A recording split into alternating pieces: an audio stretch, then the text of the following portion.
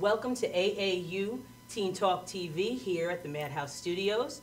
You're watching Conversations with Verdell Jones, and I'm your host, Verdell Jones. This show is dedicated to providing you with relevant, concrete information, educating you on the things that matters. So today we have a great show. I'm super excited about our guest this afternoon. He's going to teach us how to get our money right. So people, get your money right, listen up, take some notes. This is going to be a very informative afternoon. So again, we're looking forward to it. We have Clyde Anderson live in studio via Skype. We're going to talk to him in a few minutes.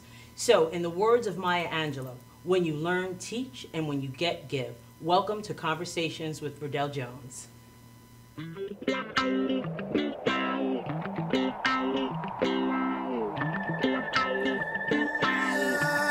I better get up.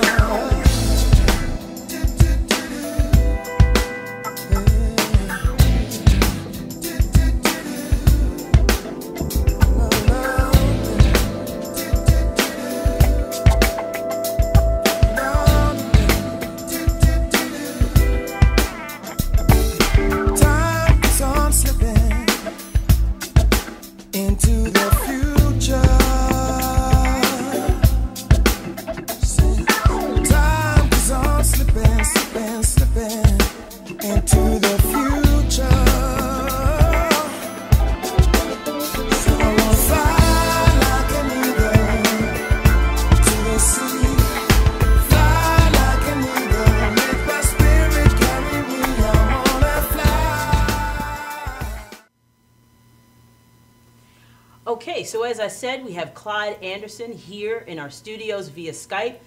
Clyde Anderson is a CNN contributing financial expert. He is a motivator. He is a nationally acclaimed speaker.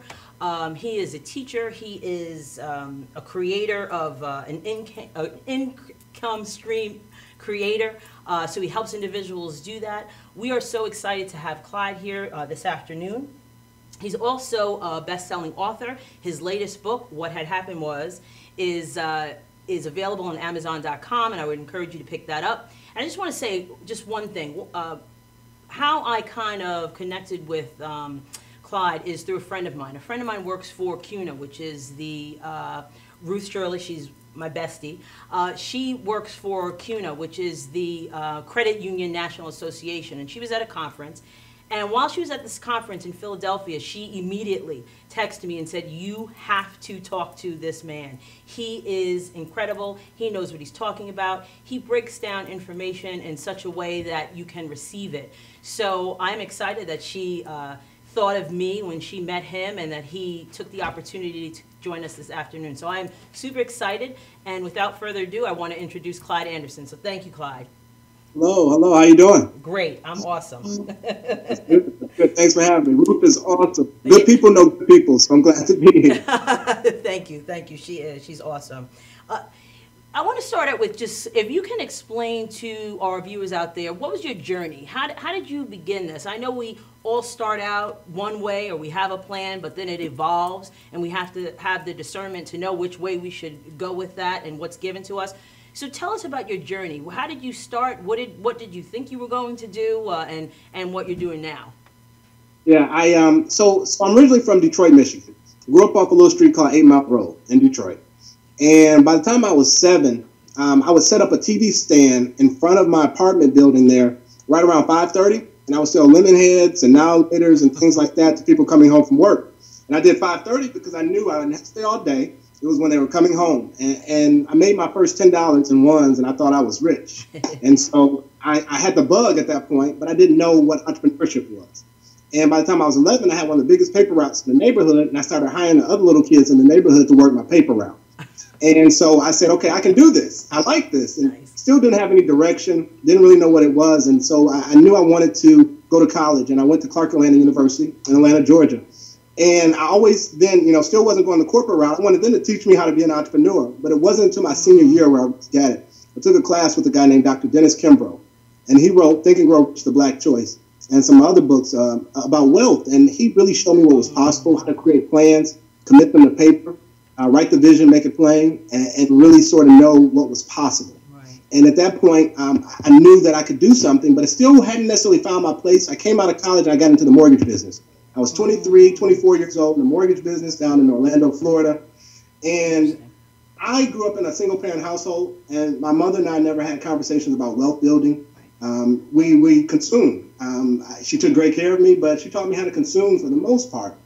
And so her father was a sharecropper. She didn't know much about building wealth.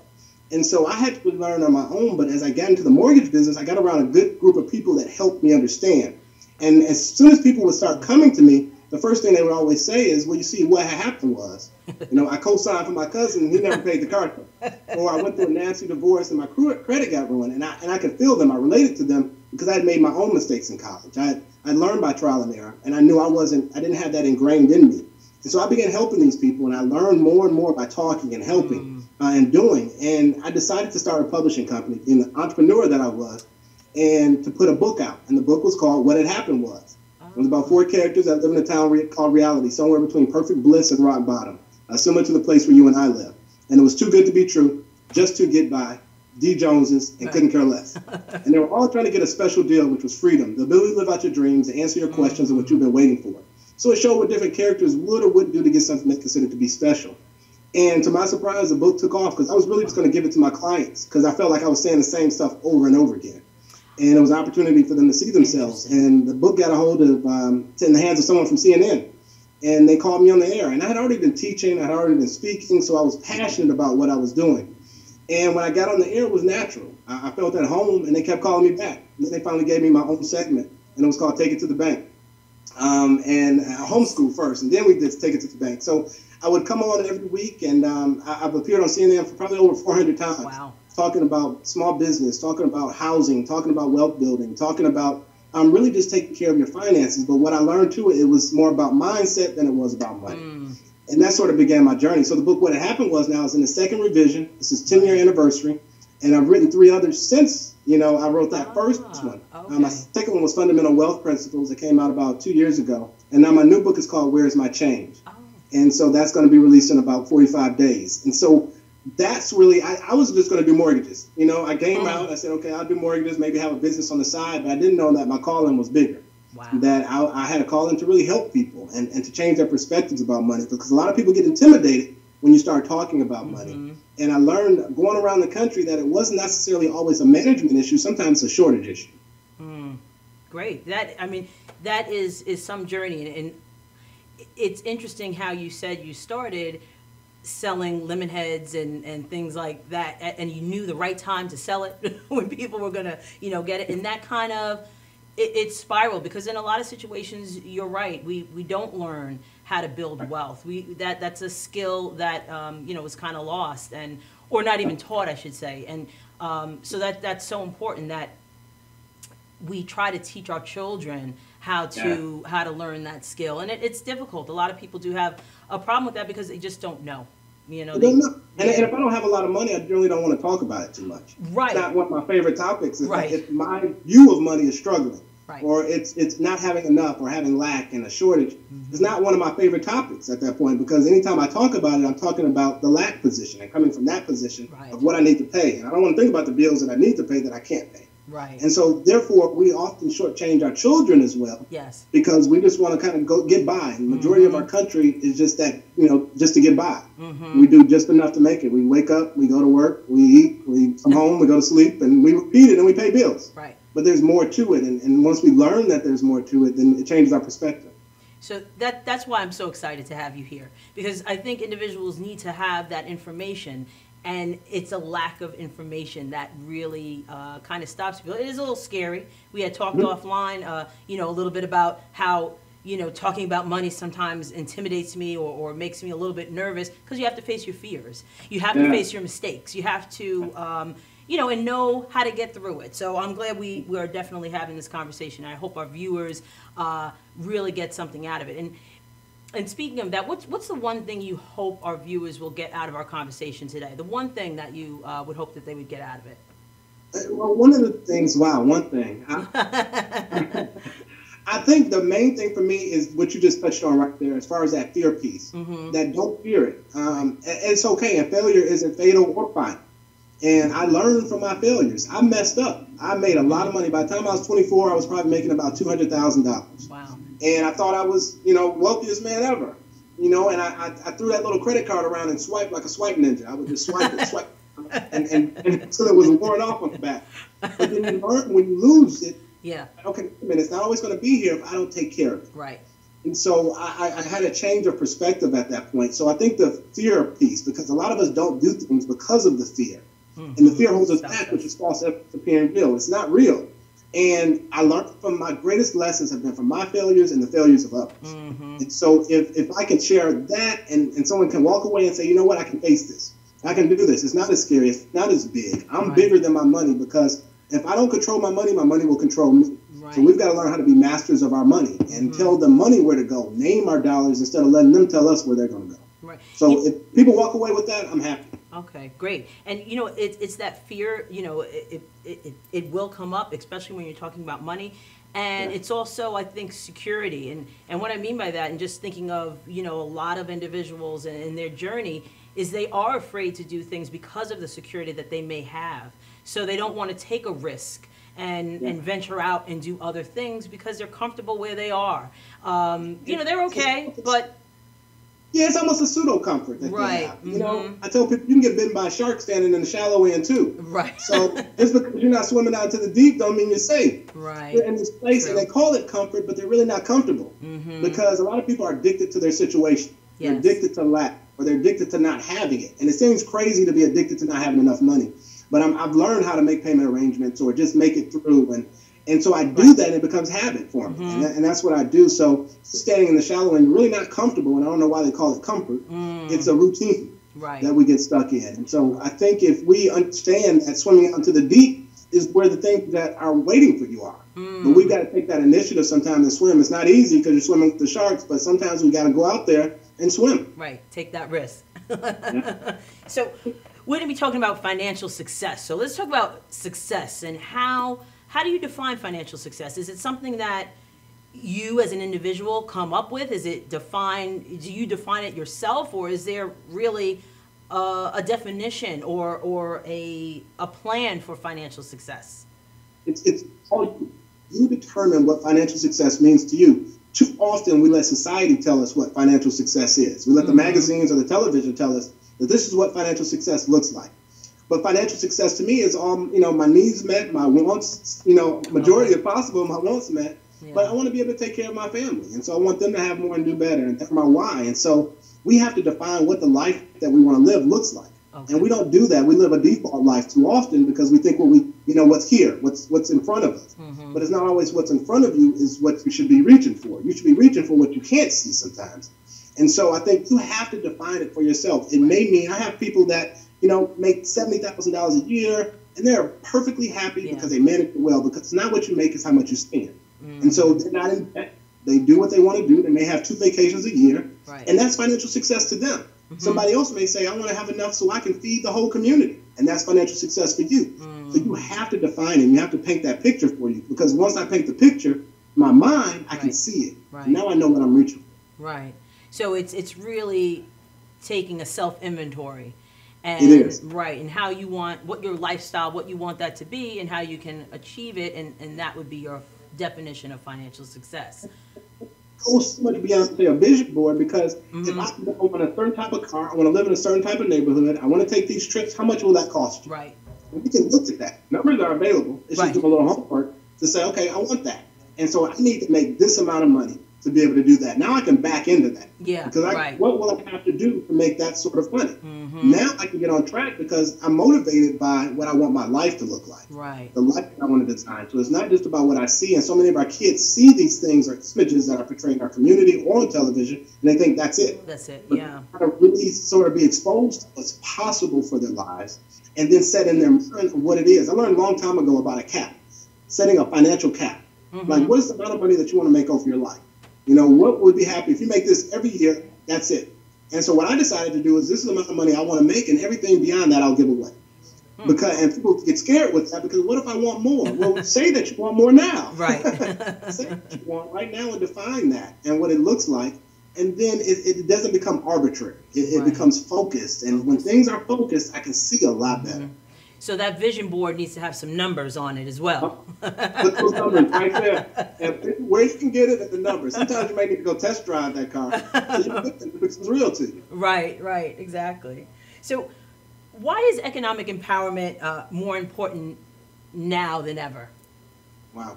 I think because everything has shifted. This is what I call the new normal. It's not going back to the way it used to be. You know, I grew up in Detroit, which is an automotive city, and you could have a good life by just working in the factory. You could live and do some overtime, double time, triple time, get a new car every year. And I watched that. I watched my family go through that. I watched a lot of people and friends that when I went to college, they stayed home like, you're crazy. We're making all this money right now. And so I think we had to understand that some of those jobs have gone away. Yeah. A lot of people lost their jobs and then lost their identity because they felt that their identity was tied to that. But now we have to learn, what I say, going back to the basics. And I mentioned earlier, my grandfather was a sharecropper. He didn't call himself an entrepreneur. He called himself a sharecropper because he had a little plot of land that he would take care of. He had 10 children and he used that plot of land and he used his head and his hands to create something and grow something that would feed them all. And so what I tell people now is that you just have to have more than one stream of income. You know, Les Brown told me a long time ago that a mouse with one hole to crawl into is a sad rat. And so you've got to diversify. You've got to do things, but we have gifts and talents that we're not using and tapping into that could create streams of income for us. Right. And so now we can't. Clyde, I'm going to stop you just one second. We're going to go to a commercial break, but when we come back, I definitely want to talk about streams of income because you always hear that phrase. So I want to talk about that a little bit. Yes, ma'am. Okay, so we're going to go to commercial break.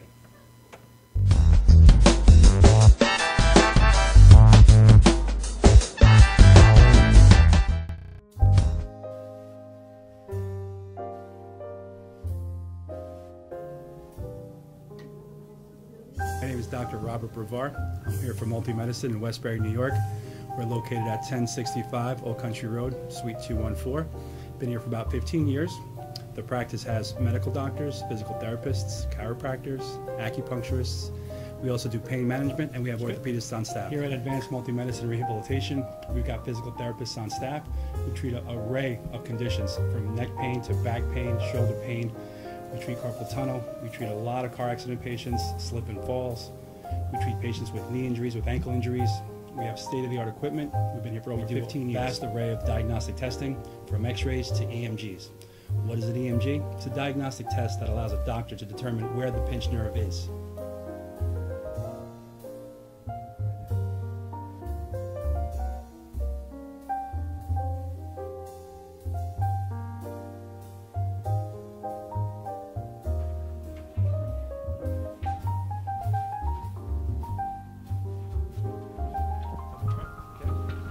Cora is a physical therapist at Advanced Multi-Medicine and Rehabilitation. She's working on Stephanie, who was involved recently in an automobile accident. Stephanie has tight thoracic and cervical musculature, and Cora is doing some myofascial release work and some therapeutic stretching, doing it to help her with her pain. Vicky is also a patient here at Advanced Multi-Medicine and Rehabilitation. Vicky is now working her leg muscles, specifically her quadricep muscles, trying to strengthen them after an injury she sustained.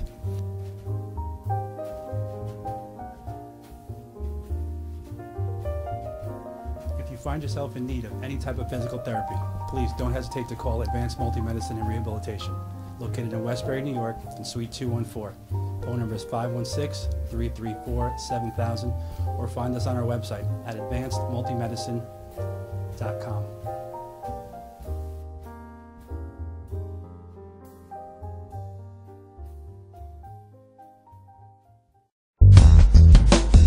Luxury Coach is a full-service limousine and party bus company.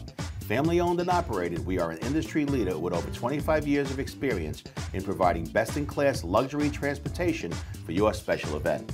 Whether it's your precious wedding day, an all-day wine tour out east, your high school prom, that special birthday, or just an amazing night on the town, our professional chauffeurs stand ready to ensure your special event is truly special. Galaxy Luxury Coach has one of the largest and modern party bus fleets in the New York area. Our party buses are simply nightclubs on wheels. Concert sound systems, light shows, lasers and strobes, multicolor LED lighting brilliantly lights your party bus inside and out. For corporate and more laid-back events, we will cater to your specific needs and requests. What sets Galaxy aside from all others in the luxury transportation industry is our attention to detail in customizing our services to your special event. At Galaxy, it's all about you and your guests. Galaxy customers return time and time again because they know they can trust Galaxy to help deliver those lifetime memorable moments. Step aboard and let your Galaxy experience begin. Galaxy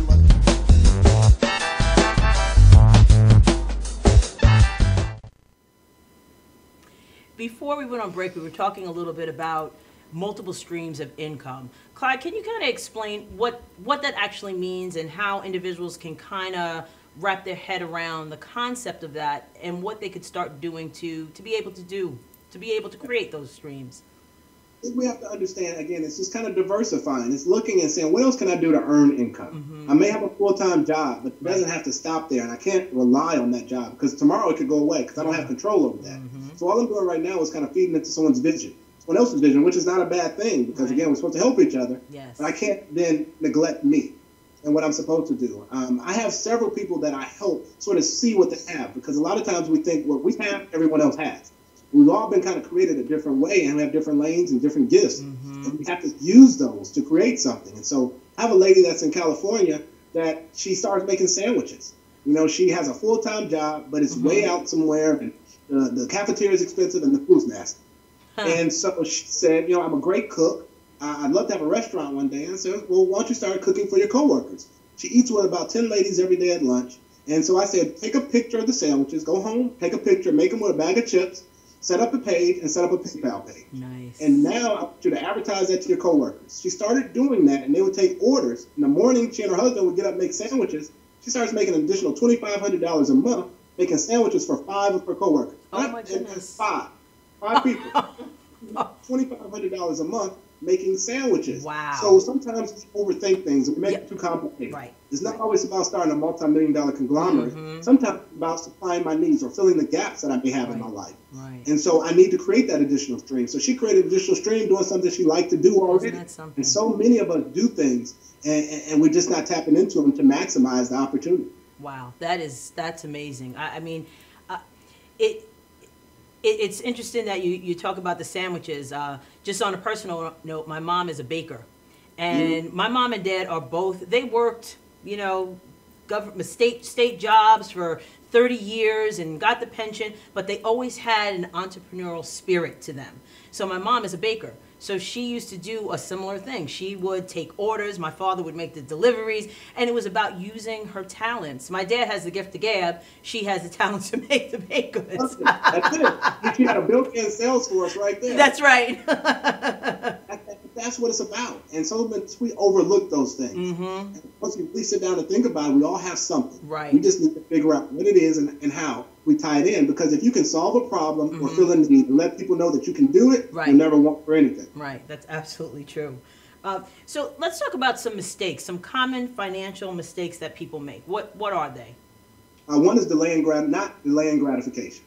You know, we see things and we want them and we buy them. You know, instead of saying, well, let me think about this for 24 hours and see if I really want it. Because a lot of times you don't really want it and you don't really need it. So, and we confuse our needs and wants. We think our wants are needs and our needs are wants. You know, and we buy things because we call it a need. And it's really not a need. And so we've got to really understand what the difference between that is. But I think that's one. And also spending more than we make. You know, we spend, because again, it's not about how much you make, it's how much you spend. I can make $200,000 and look at someone that makes $50,000 and they may live better because I'm $250 in debt.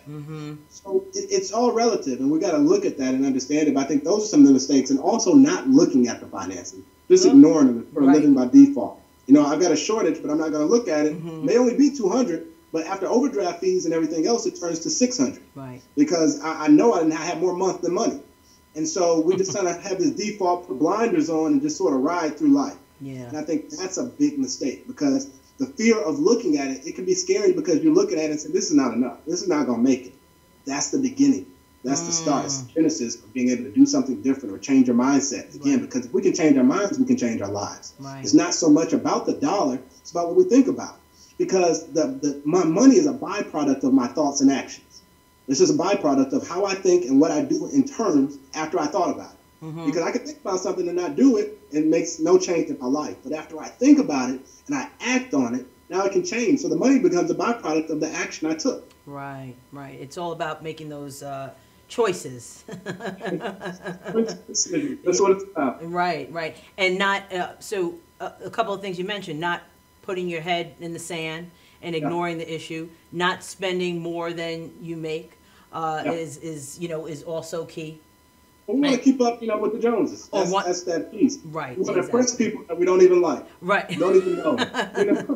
And right. Here we are trying to impress them with what we have. Right. And we're not doing it a lot of times for ourselves. I live in Atlanta, and I call it the home of the middle-class millionaire. Mm-hmm. Because everyone wants to look like wealth, but everybody doesn't have it. Right. Absolutely. And so we rather have that look than actually going out earning it and getting what we want. That is very true. That's very true.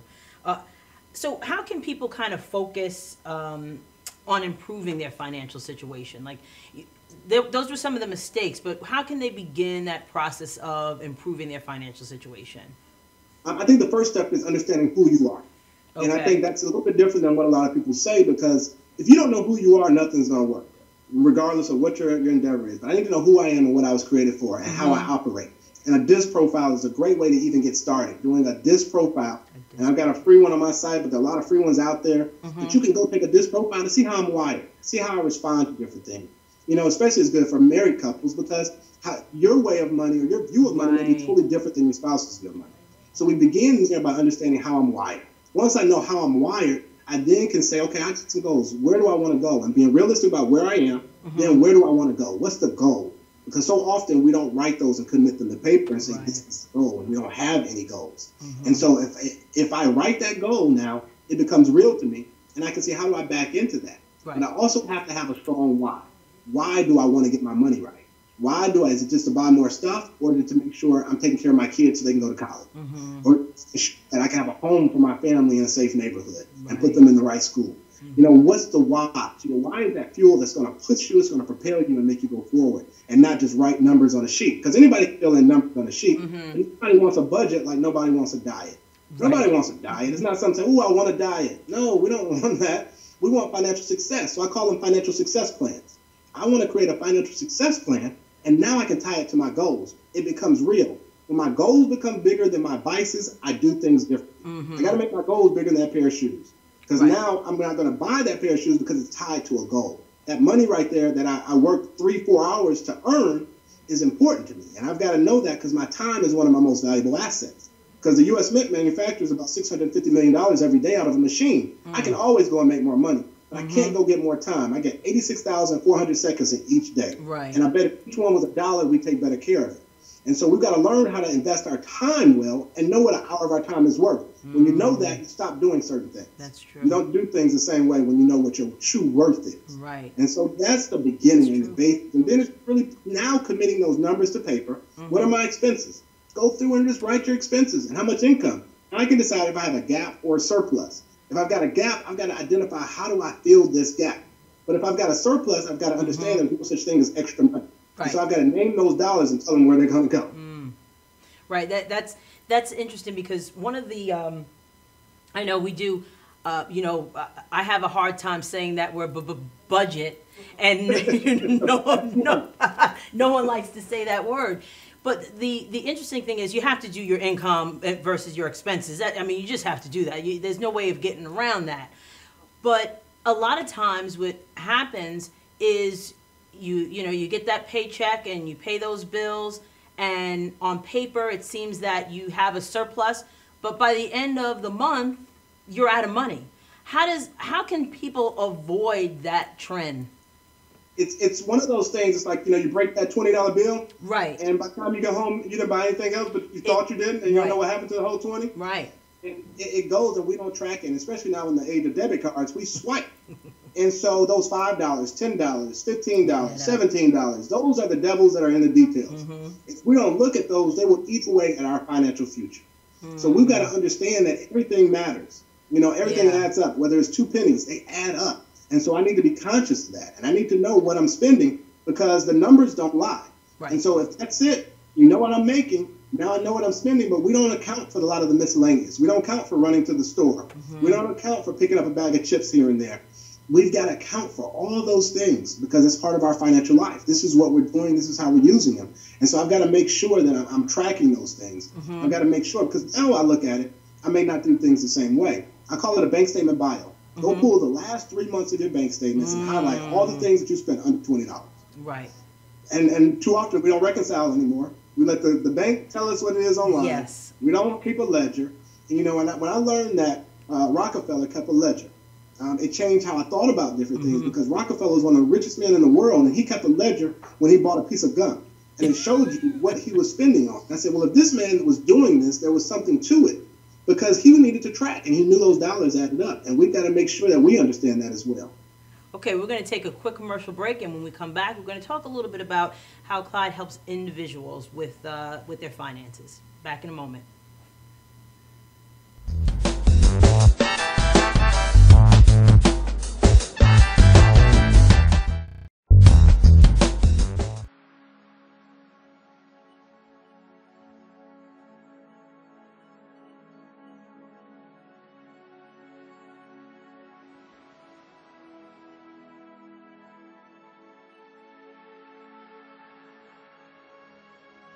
Hi, I'm Tatiana, and I'm a person in long-term recovery from heroin addiction. It was really, really hard, waking up in the morning, not knowing what to do, needing my next bag. I was so lost, but I'm here today to tell you that there is a solution. When I was in my active addiction, I didn't realize that there was another way of life. I thought that that was the only way, because it felt so good to get high, but it was all an illusion, and I didn't realize that. But today, being 4 years clean and sober, my life is absolutely amazing. I'm able to travel, I don't need a drink, I don't need a drug. I'm just happy being with myself. I couldn't understand for many years why was I doing this? It's because I was an addict, but I didn't know it. Today, many kids are becoming addicted to drugs and alcohol, but they don't know exactly what they're getting into until they're out of it. And it's our job, it's my job, to stand for these kids, stand for their recovery, and fight for their addiction. So I'm the president of Onward Forever, and I provide recovery services and support. And we're here to help. We're here to just listen. Anything that we can do to help. If you need me, this is how you get a hold of me. Please call 347-244-1550. 347-244-1550. I developed this company to help you, our families, and our community to fight this crisis on Long Island and in our nation. Thank you.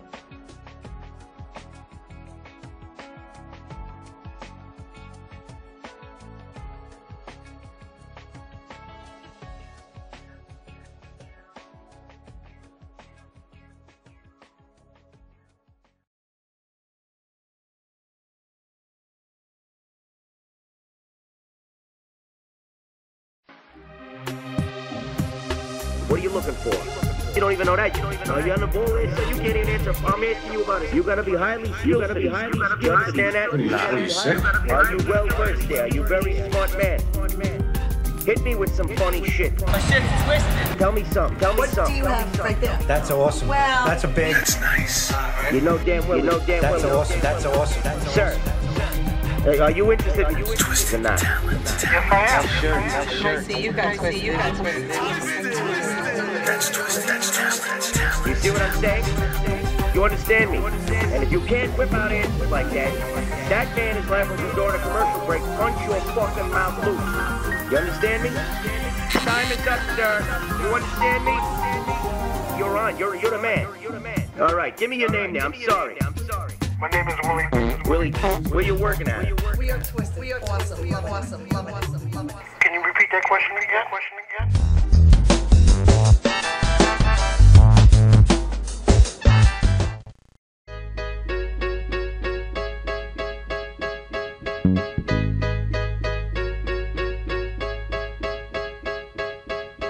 I need a dollar, that's what I need. Hey, hey. Well, I need a dollar, that's what I need. Hey, hey. Said I need a dollar, that's what I need. And if I share with you my story, would you share your dollar with me? Bad times are coming and I reap what I done sowed. Hey, hey. Well, let me tell you something, all that glitters ain't gold. It's been a long old troublesome road, and I'm looking for somebody come and help me carry this load. I need a dollar, that's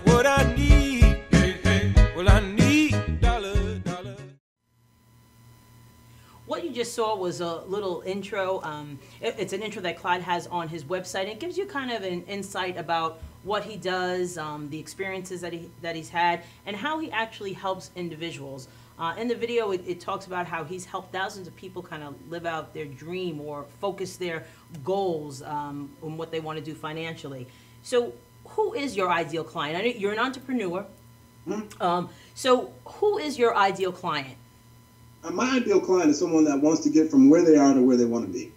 It's someone that says, hey, I don't know it all, I don't have the answers, but I know I need to do something different. And so it's brought from that perspective, but it's really a lot of the people that I end up helping. I have one program called Ideas to Income, and I help a lot of people that have a full-time job, but they want to make an additional stream of income. So it's not saying they want to throw caution to the wind and just totally leap of faith right now, and some of them do, but everybody doesn't. So it's people that say, I want something different. I know I've got something inside of me that I can do. I just don't know how to pinpoint it.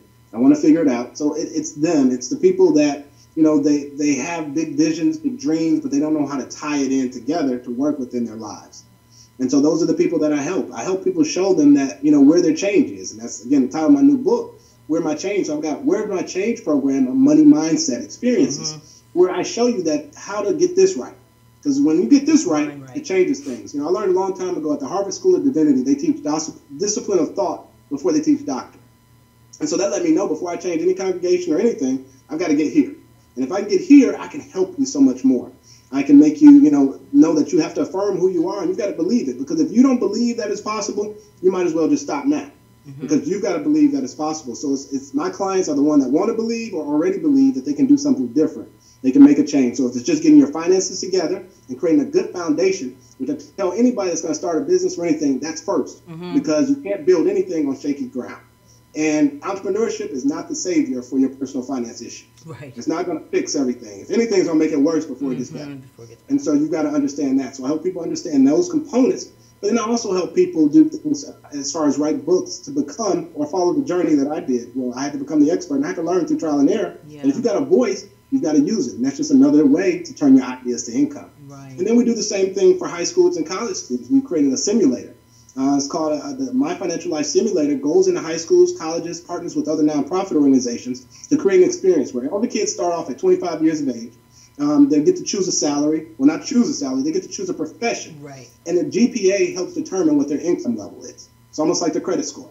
And so it's going to determine how much you can make. And so it's a real life experience. They get to choose their lifestyle. Will it be frugal? Will it be modest? Will it be higher end? Will I be thrifty or not? Do I want this car? Do I need the rims? Do I not need the rims? Do I need the Mercedes? Or do I want a Ford? What is it? And they get to make these decisions. And a lot of times they don't get to make until they're out in the real world. And they get to bump their heads then. That's going to last forever or years down the road instead of making it in a controlled environment. So we give them an opportunity to make these decisions in a controlled environment, but let them go through the motions themselves to see exactly what this looks like. How do I budget? Do I got to decide? Do I take the bus or do I take, get a car? And it's interesting because sometimes I'll go and do it and the young ladies will say, well, I got to get my nails and my hair done, but I don't have any more money. And those, again, we confuse our needs and wants because that we've told ourselves that that's a need. I've got to go to the manicurist and get my nails done. But we haven't learned how to be frugal and thrifty sometimes, to live like no one else so we can live like no one else later. That's the simulator. We have a little video that we'll show in a little bit, not at this minute, but we're going to show in a little bit. Just listening to the students also and give their testimony on how the presentation or the simulation really had an impact on them. In the district that I work in, we do have a program it's similar. It's not exactly the same, but listening to the students, just as you said, about, oh man, you know what? I'm not going to get that car because I can't afford it. It's such a, I was a former, I'm always a teacher, but I was a business teacher for a number of years, for 9 years. So that real life experience and teaching students how to manage their money and the financial literacy is so important. And unfortunately, it's not required. And it's not required. And I tell people now it's time to stop saying what we don't have because now we've got a solution. It's not in the schools, but we can take it to the school. And we can partner. And we partner with the schools and we stay in touch with these kids. Because it's not about a one-time experience. We stay in touch with them and we become that resource to them. I like to expose them to other things and show them the other side. But I also know what they respond to.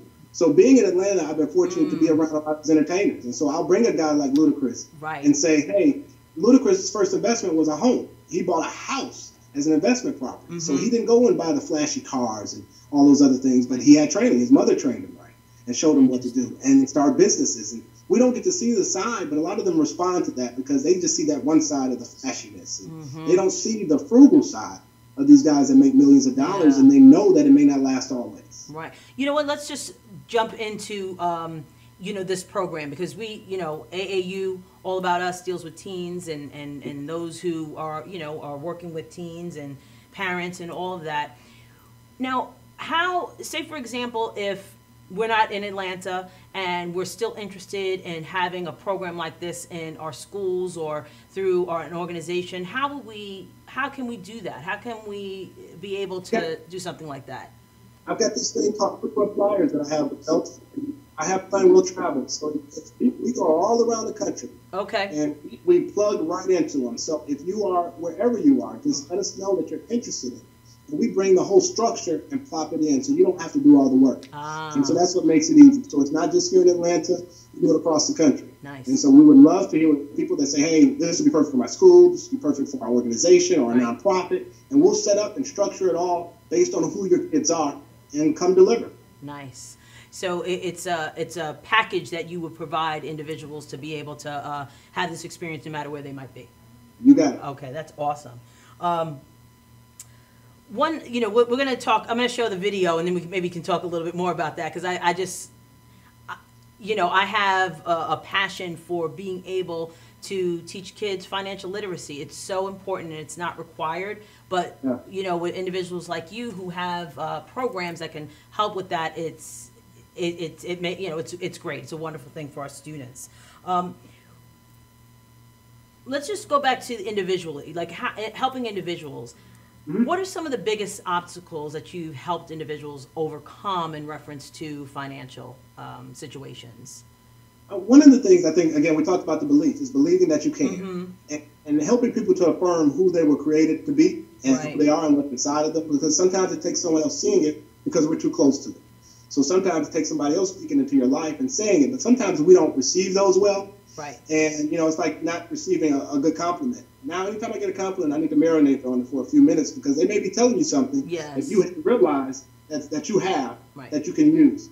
And so you want to be thankful for it, and you want to marinate on it and see exactly how you want to process it from there. So I've helped people be able to see that piece, but also begin to say, I need a plan. I need a plan of action, because, again, we can't live by default. So I've helped a lot of people create plans. I've helped them see, okay, what can I do? I've got an idea, but I don't know how to connect it and really make it make money for me. Because ideas are a dime a dozen until you act on them and you implement something to change it and create structure and a model around it. It's just that, an idea. It's like saying I have a dream. A dream is just a dream until you put some deadlines on it. Then it becomes a goal. Right. And so we've got to make sure that we're doing that. So I help a lot of people see those components. I help them, again, create that blueprint. Because without that blueprint, it's a little shaky. But if I can see the whole thing of what I want my life to look like, it becomes so much easier to plug it in. Right. And so we help them do that. But then again, telling your story sometimes is therapeutic as well. So I get people to talk through it, them to see exactly what it is. And sometimes it turns into a book, sometimes it turns into a blog. It just really depends. We all have something that we can use to help each other. And so I'd like to pull that out of people and see what it is, then help create models to go ahead and make it work in their life. Nice. You had talked a little bit, just a little bit ago, about a profile, creating a profile. And I didn't catch the first part of it. You said it was on your website. What is that profile? Oh, it is DISC profile. And what it tells you is it's what dominant personality is. It'll tell you how passive you are, or, if you're dominant more, you're a driver in this area, how you respond to different stimuli. And so it's great for couples, again, when you're dealing with money, because I may be really passive as it relates to money, and my wife may not be.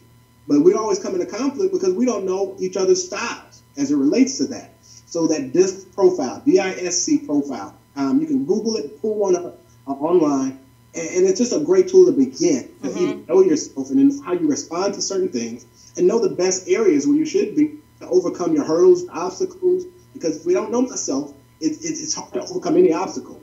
If I know that, if I only can jump 2 feet, the hurdle is 3 feet, I'm paying for a little bit of help. Right. So I know that going into the situation that I'm good in these areas, but I need someone to help me in these areas. Once I know where I'm good, I can then go out and solicit the people I need to help me, because I don't have to know everything. Henry Ford said a long time ago, he didn't know everything. He didn't know it, but he had 3 buttons on his desk. And he said, if there's a question I don't know, I'll push one of these buttons, and believe me, I will get the answer. Right. So it's surrounding ourselves, again, with people that can give you those answers. Right, yeah, absolutely. So that profile is like a financial Myers-Briggs kind of thing? It's okay, all right. And, it just, you were saying for couples, it's important for them to, a lot of individuals, they get into a relationship, they plan to get married, and they really don't know what their money habits are. So I think that's a great tool for them to use to kind of begin to talk about finances and how, they see it.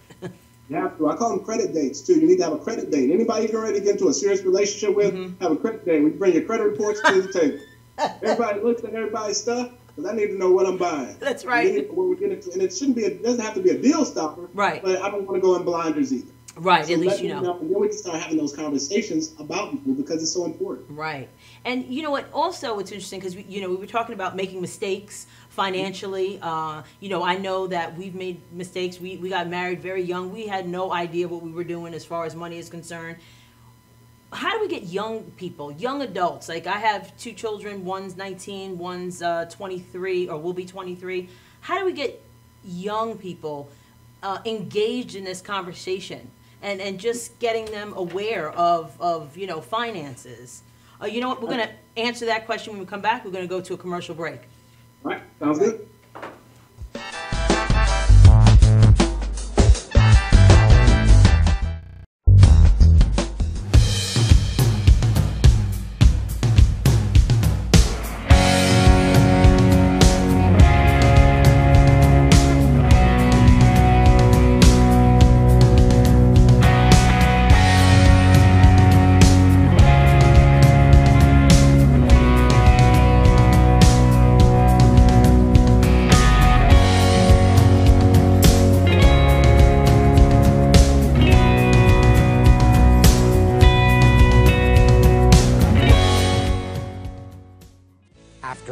Candles are blown out after the last toast of the night.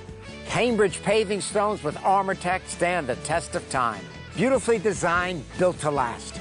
Only Cambridge paving stones have Armortech, our unique process that produces a rich, distinctive color. Create your own memories with Cambridge paving stones. Visit CambridgePavers.com. Cambridge paving stones with Armortech will always look like new. Dunkin' Donuts are always fresh. I made the donuts. We make them at least twice every day. Time to make the donuts. Not a few kinds, like supermarket. Made the donuts. Time to make the donuts. But up to 52 varieties. The donuts. Time to make the donuts. I made the donuts. Dunkin' Donuts, up to 52 varieties, fresh day and night. No supermarket can say. For professional motorcycle transport and towing, think Kickstart Fabrications Motorcycle Towing. Proudly serving all of Long Island, we feature expert handling and 24/7 service. So send a limo for your toy with Kickstart Fabrications Motorcycle Towing.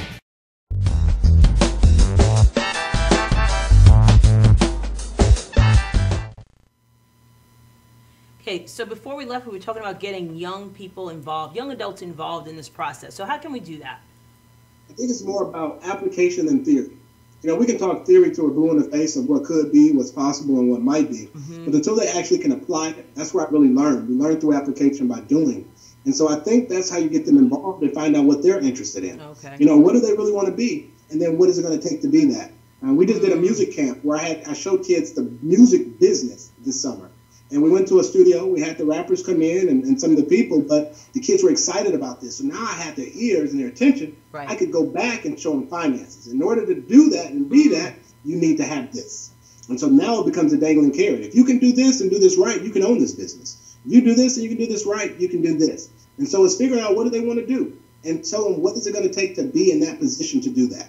And a lot of times that's where they change and say, well, you know what, I'm not going to do these things anymore. I'm going to do it like this because I understand That's what it takes. And I need to model success. I show people how to model success. We don't have to reinvent the wheel, but model success and make it your own. Right. So we're going to talk a little bit about some of the programs. We had mentioned the Financial Life Simulator presentation that you do. And before we get into that, we did talk about that, but I want to show a little clip in reference to the program and hear from the children's perspective on how it impacted them. So we're going to show that. Hey, this is Clyde Anderson, your economic renewal expert. You may have seen me on CNN where I've appeared over 400 times. Here to talk to you today about my Financial Life Simulator. For so long, we've been saying that financial literacy is not in the schools. Now it's time to stop talking about it and do something about it. Our kids learn a lot of things in school, but they're not learning how to handle their financial lives. You may be saying, what is a My Financial Life Simulator? My Financial Life Simulator is an opportunity where we go into the schools, create an opportunity to step into reality, somewhere between perfect bliss and rock bottom. Similar to the place where you and I live. They all start off at 25 years of age. They're given a job with an entry-level salary. We set up booths and allow them to simulate reality. They get to choose their lifestyle. What kind of car will they drive? Do you want a used car? You want a BMW? You want a Mercedes? Will you have a car note? Or will you save your money to pay for the car in full? Do you know what it is to sign a loan application? Do you understand your credit report? You know what it means to have student debt. We want kids to make mistakes, but we want them to make the mistakes early on in a controlled environment where they don't have to pay for those mistakes for the rest of their lives. We have a responsibility to the next generation. If we don't do it, who will do it?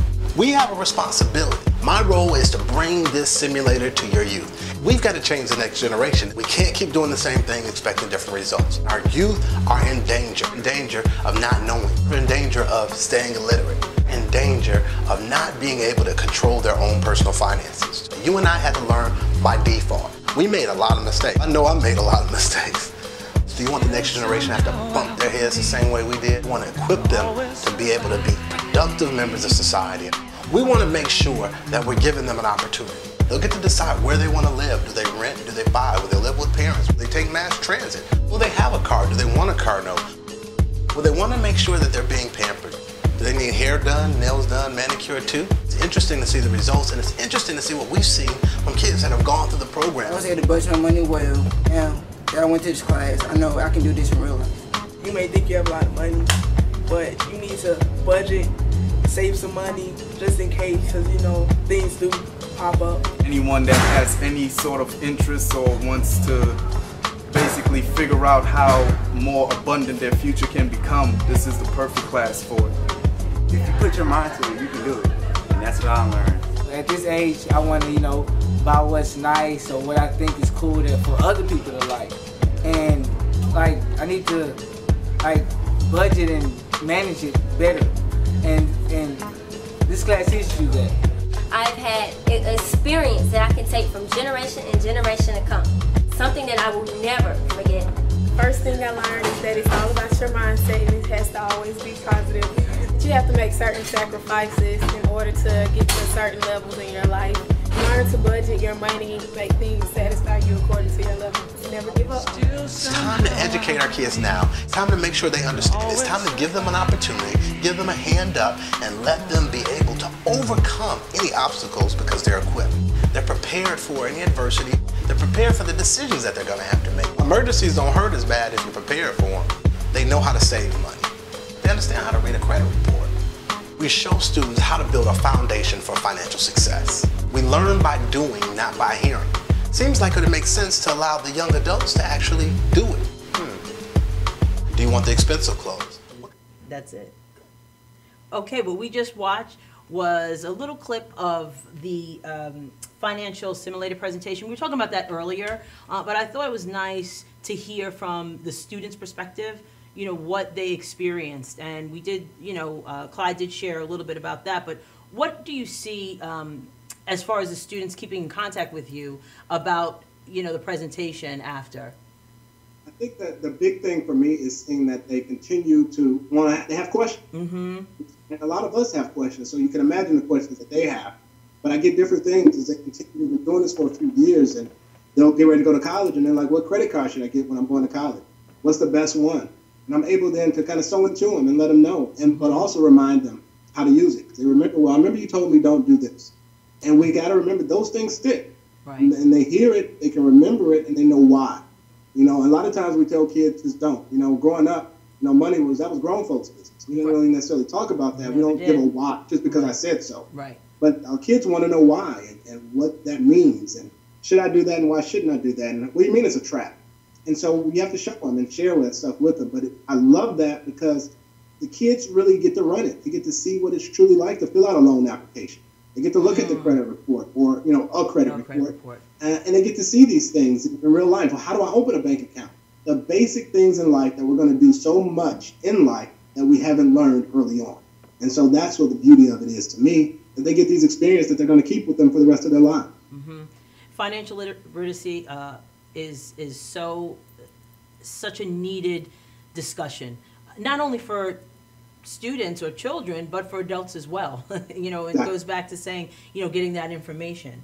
You also have a program called Where's My Change? And what makes that program, first of all, what is it? And what makes that program so unique? One of the things, you know, I've got a new book coming out called Where's My Change as well. And I think that question kind of looms for a lot of people. They want to change, they want to do something different, but they don't know how. So it comes from two perspectives of mindset and money. You know, we deal with the mindset and we deal with the money. So in that basic program, that's what we're really looking at, is get this right, and then we can go ahead, we can detox here, get some of those thoughts out. Because a lot of us have a poverty mindset that we've gotten, honestly. And it's not a bad thing until we realize that we can't change it. If you decide not to change it, it could be a bad thing. But we come from that place where we haven't been taught about wealth. And so we've got those. And so it's eliminating that first and then creating that foundation for financial success. Not creating a budget, but creating that financial success basis and the foundation. And that's where we begin. And so that's the starting point. And that's where's my change? It's finding it. Where's my change mentally? Where's my change in my money? You know, I need to be able to locate it. I need to know where it is. It goes back to that conversation about figuring out where your dollars are going. Taking a look at your, 3 months worth of bank statements and kind of seeing where is the money going. And and a lot of people, as you said before, they let the bank do the ledger for you. Like I honestly can say I don't look at my bank ledger unless I'm trying to reconcile, bills that I may have paid to make sure that they, they withdrew from my account. So the balance is a true balance, and nothing's waiting to come out. We give the bank too much credit. We do. Too much credit in our financial lives. Right. Because they could be taking $2.50 from you every month, and you would know. I can honestly say, and that's a bad thing, that I would honestly not know if they did. A couple of times, I'll look at it, but again, it's mostly just to figure out, whether or not a bill it's cleared, so to speak. Right.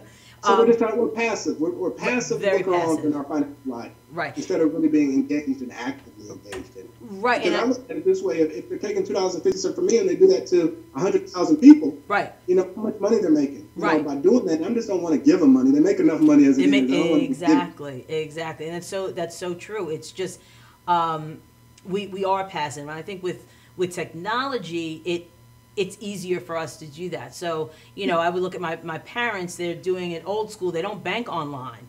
So they're doing they're reconciling everything pen and paper.